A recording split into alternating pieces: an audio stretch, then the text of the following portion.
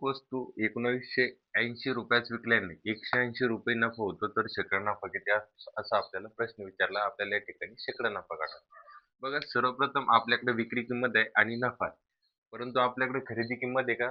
नाही. शेकडा नफा काढण्यासाठी आपल्याला त्याची खरेदी किंमत लागेल. मग काय करा, विक्री किंमत वजा नफा करा. विक्री किंमत किती आहे? 1980. 1980 वजा 180 करा नफा, जेणेकरून तुम्हाला खरेदी किंमत मिळेल. मग 1980 वजा 180 जर केले तर किती येतील? 1800, जे की तुमची खरेदी किंमत असेल.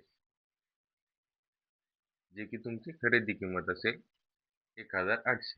मग शेकडा नफा काढण्यासाठी अगोदर नफा किती ते लिहून घ्या, 180. त्याच्यानंतर गुणिले 100 करा, कारण की आपल्याला शेकडा नफा काढायचा आहे. आणि भागिले खरेदी किंमत करा 1800. बघा, इथली 2 शून्य कट करायची आणि इथली 2 शून्य कट होतील. ठीक आहे. मग उरले किती? 18 भागिले 180. मग 18 एक 18 आणि हा शून्य उरतो म्हणजे 10.